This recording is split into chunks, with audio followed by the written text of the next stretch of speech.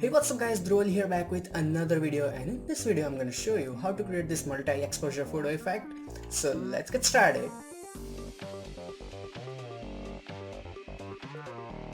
So as you guys can see, I'm going to use all of these images for my tutorial, and if you want to use any of these images, they are from devantart.com and the download link is in description. They are free, so feel free to use them. Now onto the tutorial. So the final output looks really crazy, but as you guys can see, this is just a bunch of masking and blending options. So first of all, let's go to file and create a new document. Now my size is 2800 by 1700 and these are kind of random numbers, so you can use different ones if you want. So hit OK. So this is the new document and we need to place the images. So go to file and let's go to place. Here you can find any image from your computer. So I'm gonna place this sky image first of all here, and then I'm gonna make it big enough so that it covers the background, so that looks kind of fine. And I'm gonna make it even a bit larger because I want these cloudy parts to be here. So let's adjust it slightly here. Okay, that looks fine. Now let's place the model image. So go to file and let's place the model. So hit enter. Now we need to flip her, so I'm gonna press Ctrl T, right click, and I'm gonna flip her horizontally so she is looking that way, and hit enter to confirm it. Now go to your selection tools and select a quick selection tool. Actually I would recommend using pen tool, but quick selection might do the trick. So let's make a selection of her like that. Okay, that looks fine, and a bit of here and there. It doesn't have to be super accurate since we are just going to use the outline, not the actual image very much. So just a little bit believable image would do. So that looks kind of enough for me. And then go here and apply the layer mask. So you have cut out of her body, and as you can see we missed this hand part. So I'm gonna make a selection of her and then fill in the white color. So make sure I have selected my white color, go to my paint bucket tool and fill it. I'm gonna fill it and that works fine. And you can press Ctrl D to remove the selection. So this way you can make the selection. Now as you can see, this hair and this stuff looks really bad. So I'm gonna make first of all right click and go to refine mask. We're gonna take care of the hair, but before that we need to take care of these edges. So I'm gonna zoom in, and as you can see, this is really rough edges. So increase your feather in the refine mask and then increase the contrast, and I'm gonna increase it even a little bit more and then even a bit more contrast to make it sharper. And if I turn it on and off, you can see the difference. So hit OK. So that looks good enough, and then right click and again select the refine mask, and this time make this brush slightly bigger. You can use your big bracket key, and then I'm just gonna paint over on her hair like that. A bit of yeah, that looks fine, and then hit OK because that is good enough for the effect. You can spend time and keep refining it if you are using the model, but we do not need that. So I'm gonna make her a bit smaller and put her on this right side a little here, and then hit enter. So that looks kind of okay. We're gonna go back and check the composition. So here it is. So a bit gap is from here, and okay, that looks great. So I'm gonna rotate her even a little bit so she's kind of straight, and make her bigger. Okay, that looks great. So the basic composition ready, and now it's time for a lot of masking. So first of all, rename this layer and name it backup, because we are going to need this selection a lot, so do not touch it. I'm going to delete this background layer since we do not need it. So I'm going to put it here and make a duplicate of her by pressing Ctrl J. So there's a duplicate. Now hide this layer and do not touch it, because in case you mess up something, this layer is going to help you.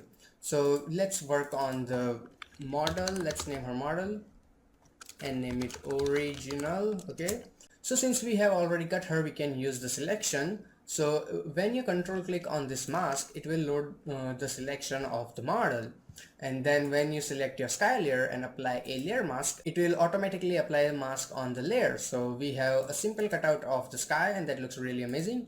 Now create another new layer and name it background, and then fill in the white color in that. So we have the basic idea ready. So here are the clouds and here is the model. Now we need to place another image, so go to file and place. That's why I said multiple exposure because we are going to use more than one image.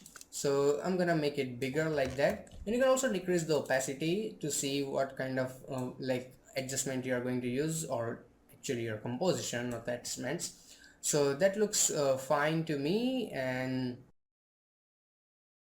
so adjust it a little bit here and there until the composition looks fine to you, and that looks okay to me. So fill in the opacity again, and now again control click on this model layer and then apply a layer mask, so you already have the cutout. So the basic idea is ready, and now we need to erase some of this part from here because that is really hard edge. So I'm gonna grab my brush tool, make sure I have black color, and then I'm gonna select my layer mask, make sure that, and then I'm gonna erase it slightly from here and then make it even bigger so we have better smooth edges. So basic idea is ready, and now we need to duplicate this original model layer, duplicate that one, and then put it on top of everything, and then change the blending mode to lighten. So where is it? Here. So as you can see, the basic composition is looking really nice. And about that sky, as you can see, so double click on this mask and then decrease the density a little bit so we can see the background slightly. So whenever you do this thing, it will reveal kind of a portion of the mask. So as you can see, it's not black and white anymore, it's kind of a gray, so you can see a little bit of background. And as I said, this is gonna use a lot of masking, so I hope you are familiar with that since you're watching double exposure tutorial, I guess. So I'm gonna double click on it and also decrease the density even a bit more, and then let's turn it on. And I'm just doing alt click on my mask so you can see it. And now make sure your opacity is maybe, let's say, 20 or 15%, and color is white. And then again paint on this some areas like that and something like this. And if you have this kind of problems, this is mainly because of the selection. If you haven't done it properly, you can have this type of issues. So if you have this type of problem, I would recommend use a pen tool, make a selection of it and get rid of it. Otherwise in quick selection you will not get really good results. So, or try using different image that would be even better. So this looks kind of a fine. And about, as you can see, that here we have that sort of fading. So you have, all you have to do is just select a sky layer and make the opacity now maybe, let's say, 70 or maybe 60% looks fine. Make the brush bigger and then paint in this certain areas like that. And now select your this layer which has these stones and stuff, and in that mask paint with black color, so you are basically erasing some stuff from there. So you have this blending of these clouds coming from her neck, I'd say. So let's go and paint even more so we have better transition, and you can change it anytime you want since it's just a layer mask. So I'm gonna paint a bit more here too, so that looks fine. And then let's see what else we have. So let's go back, and I do not promise the same output. As you can see, this is a bit different because it's an abstract thing, and this thing took like 3 or 4 hours to get the composition perfect. So try to understand, that would be amazing. And then let's see what else we have. The curves layer.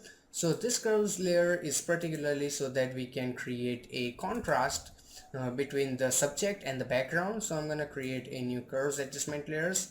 I'm going to increase the highlights a lot, and then I'm going to decrease the shadows. So basically I'm going to create an S, and and then we will have a lot of contrast. And as you can see, this problem with selection, so yeah, try using a pen tool. I'm telling it like 1,000 times, must be getting annoying. So that looks okay. Now another sky layer, and this is just a simple trick. Duplicate this sky layer like that and put it on top of everything. Now again load the selection of that girl from the original model layer, select your mask, press Ctrl Shift I so it will invert the selection, and then fill in the black color. So, and also double click and make the density 100%. So we just have a regular mask, and if I show you, it looks something like this. Okay, and now change this blending mode to lighten, and then decrease the opacity a little so you can blend it properly. And if you're wondering how do I get this idea, like why this layer on lighten only and why this sky layer on top, so it's just a simple experiment. Try using different layers, put some other things on top and some other things on bottom, just play with it and you will have even better output than me, I promise. Then again a black and white layer, so let's go back and create a new black and white layer. Where is it?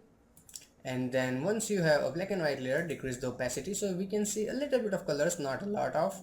And also this black and white layer will help you to get rid of this reddish color which you have because of high contrast. So now it looks much neutral and better. So that looks great, and let's go back and see what else we have. So now we have this fire image. So this is a really simple one. All you have to do is just go to file and place an image, and here is this fire. I'm gonna rotate it something like that, hit enter. Now to get rid of this let's say black color, I know you can simply put it on screen blend mode, but that just doesn't give me the actual output that I need.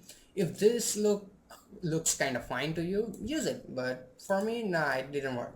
So double click or put it on the middle like this, and double click on this one. Come on.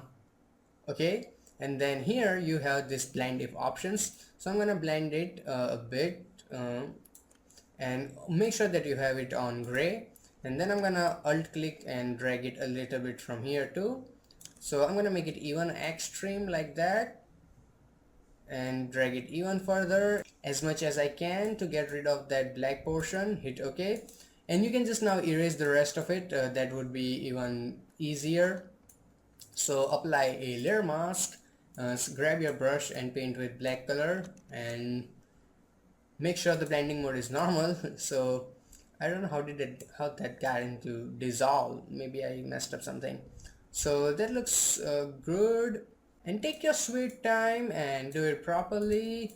So that looks great. And then once you decide that okay, that looks pretty dope and it is enough to put her head on fire, control click on this layer. Where is it? The original model layer. So you have selection of her, then press Ctrl Shift I, so you have outside area selected.